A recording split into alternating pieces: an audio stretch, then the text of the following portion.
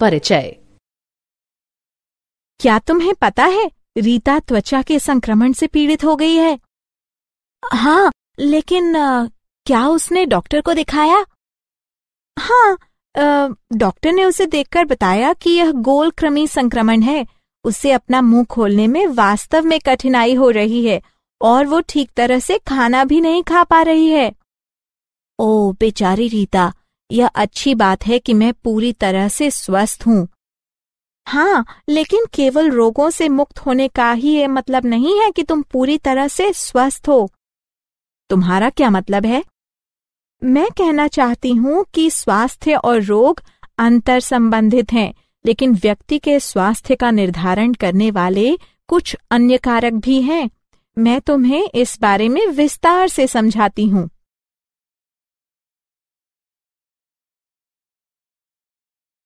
उद्देश्य।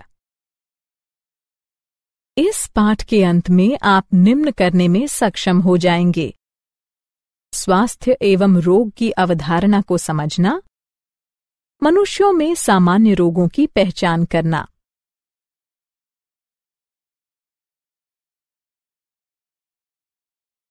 स्वास्थ्य एवं रोग।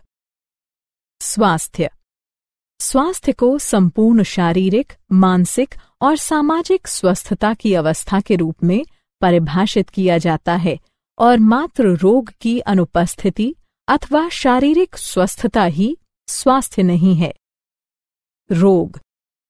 रोग को शरीर या उसके किसी अंग की उस अवस्था के रूप में परिभाषित किया जाता है जो सामान्य प्रकारों को दुर्बल बनाता है और यह विभिन्न चिन्हों एवं लक्षणों के द्वारा व्यक्त होता है।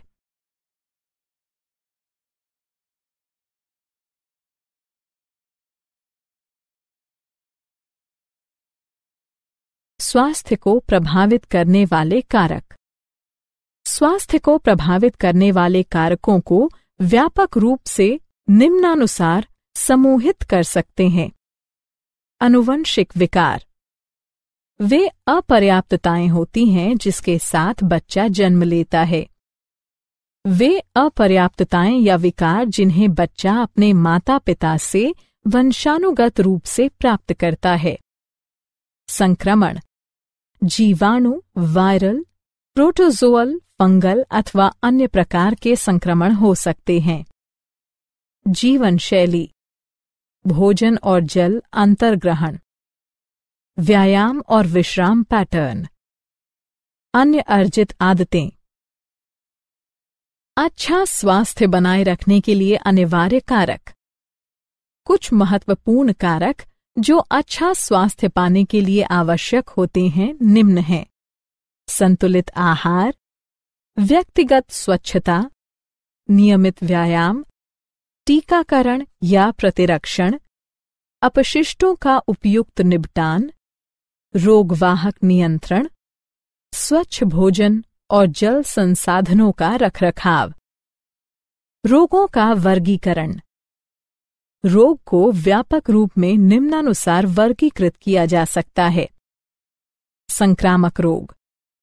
वे रोग जो एक व्यक्ति से दूसरे में आसानी से संचारित हो जाते हैं संक्रामक रोग कहलाते हैं। उदाहरण: एड्स। असंक्रामक रोग। असंक्रामक रोग वे रोग होते हैं जो एक रोगजनक के कारण नहीं होते हैं और न ही एक व्यक्ति से दूसरे व्यक्ति को हो सकते हैं। उदाहरण: कैंसर।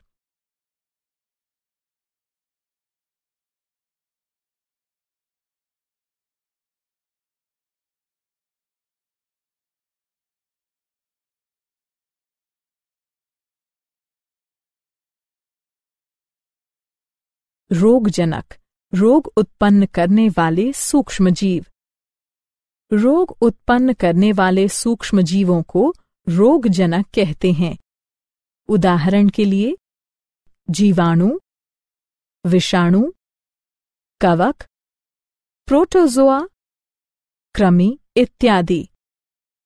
रोगजनक पोषी में प्रवेश करते हैं, स्वयं को पोषी के शरीर के अनुसार अनुकूलित करते हैं, बहुगुणित होते हैं तथा सामान्य जीवन हेतु अनिवार्य गतिविधियों में व्यवधान उत्पन्न करते हुए आकार की तथा प्रकार्यात्मक क्षति पहुंचाते हैं। सामान्य मानव रोग।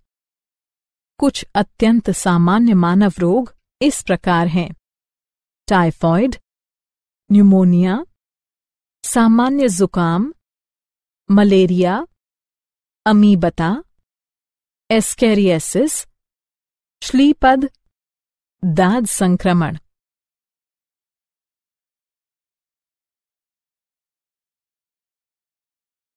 टाइफॉइड। टाइफॉइड ज्वर। कारण: यह साल्मोनेला टाइफी रोगजनक जीवाणु के द्वारा होता है। छोटी आंत को संक्रमित करता है। संचारण के प्रकार: संदूषित भोजन और जल के द्वारा जीवाणु संचारित होता है। अभिलक्षण निम्न सम्मिलित हैं: लगातार उच्च ज्वर 102.2 डिग्री फ़ारेनहाइट से 104 डिग्री फ़ारेनहाइट, कमजोरी, आमाशय में पीड़ा, कब्ज, सिरदर्द, भूख कम लगना। जटिलताएं: कुछ घटनाओं में संक्रमण के निम्न परिणाम हो सकते हैं: आंत्र में छेद, मृत्यु। निदान: टाइफॉइड की पुष्टि विडाल परीक्षण के द्वारा की जाती है। न्यूमोनिया। न्यूमोनिया। कारण: यह स्ट्रेप्टोकोकस निमोनी और हीमोफिल्स इन्फ्लुएंजी नामक रोगजनक जीवाणु के द्वारा होता है। संचारण का स्वरूप: जीवाणु निम्न प्रकार से संचारित होते हैं: किसी संक्रमित व्यक्ति द्वारा छोड़े गए बिंदु को ड्रॉपलेट्स या एरोसोल सांस द्वारा अंदर लेने से, संक्रमित व्यक्ति के बर्तन इस्तेमाल करने से। क्रियाविधि की यांत्रिकी: जीवाणु फुफ्फुस लंग्स के वायुकोष्ठ को संक्रमित करते हैं। फलस्वरूप वायुकोष्ठों में तरल भर जाता है, जिसके कारण सांस लेने में गंभीर समस्याएं पैदा होती हैं।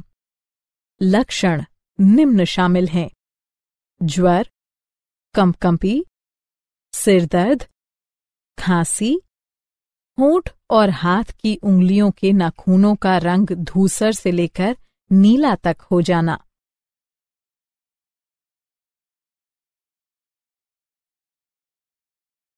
सामान्य जुकाम। कारण: यह नासा विषाणुओं यानी राइनोवायरस के द्वारा होता है। संचारण का स्वरूप: विषाणु निम्न प्रकार से संचारित होते हैं: संक्रमित व्यक्ति के खांसने या छींकने से निकले बिंदुक या एरोसोल जब सांस लेने पर अंदर जाते हैं। पेन, किताबों, माउस आदि जैसे संदूषित वस्तुओं का प्रयोग करने से। क्रियाविधि की यांत्रिकी: यह जीवाणु नाक और श्वसन पथ को संक्रमित करते हैं, लेकिन फेफड़ों को नहीं। लक्षण निम्न शामिल हैं: नाक में जकड़न और आस्राव यानी बहना, कंठदाह, स्वर रूक्षता, खांसी, सिरदर्द, थकावट। यह अभिलक्षण प्रायः 3 से 7 दिन तक रहते हैं। मलेरिया। कारण: यह प्लाज्मोडियम प्लेवाइवैक्स, प्ले मलेरियाई, प्ले फैल्सीपेरम के द्वारा होता है। संचारण का स्वरूप: संक्रमित मादा एनोफिलीज मच्छर के काटने से प्लाज्मोडियम संचारित होता है। क्रियाविधि की यांत्रिकी: प्लाज्मोडियम यकृत कोशिका में अपनी संख्या बढ़ाते हैं और फिर लाल रुधिर कणिकाओं के फटने के साथ ही एक हीमोजोइन पदार्थ निकलता है, जो कंपकंपी और उच्च ज्वर के लक्षणों के लिए उत्तरदायी है। अभिलक्षण निम्न शामिल हैं: प्रत्येक 3 से 4 दिन के अंतराल से कंपकंपी और आने वाले उच्च ज्वर, थकावट। अमीबता, अतीबता या अमीबी अतिसार।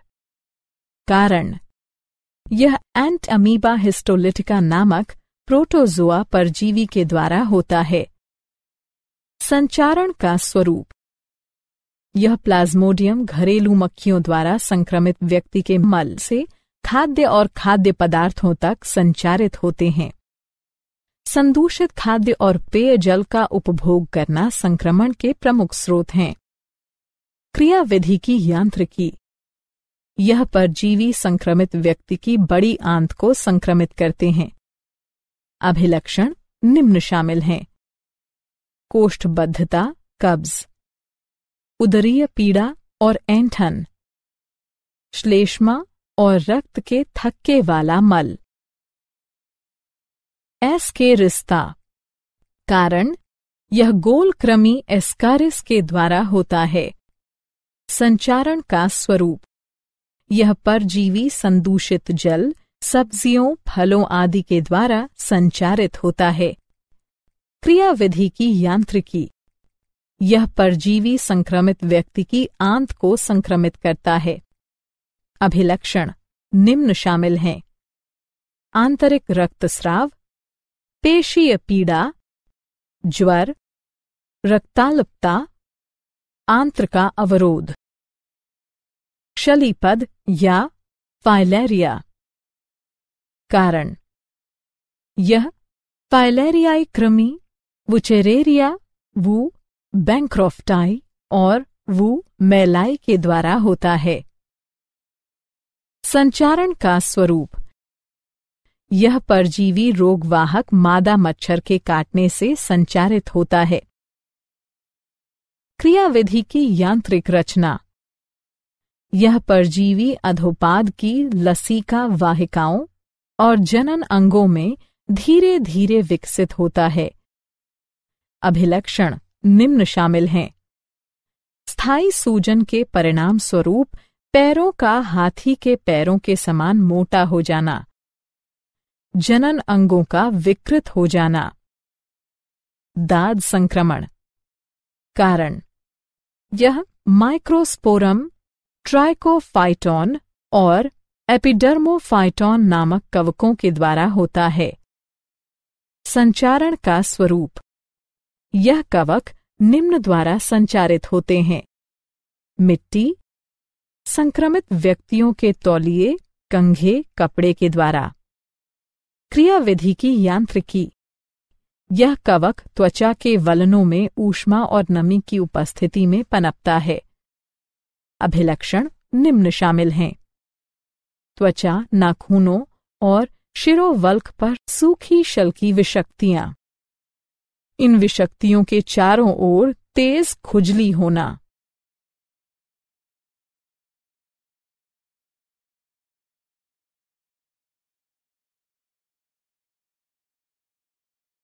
संक्रामक रोगों का निरोध एवं नियंत्रण।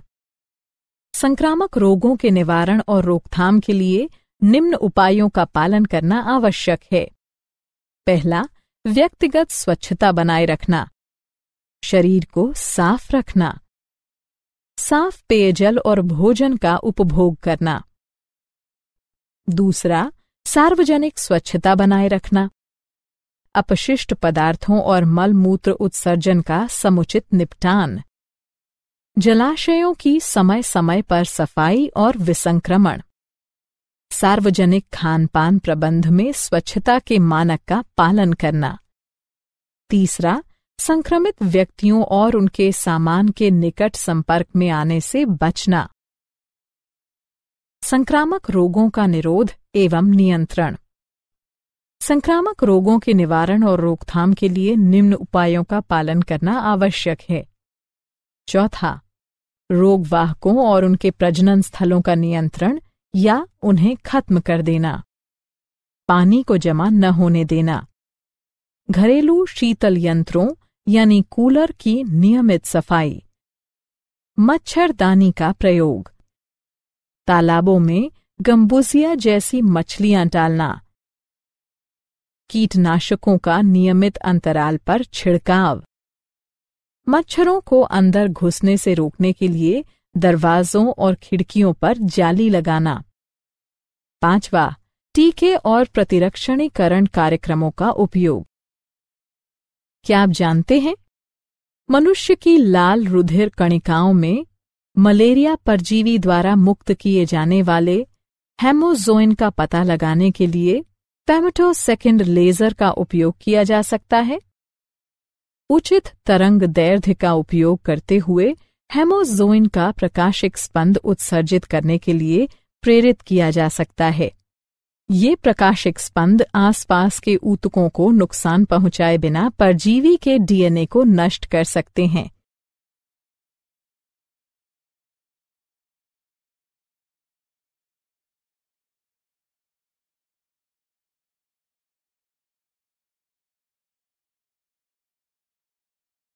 सारांश।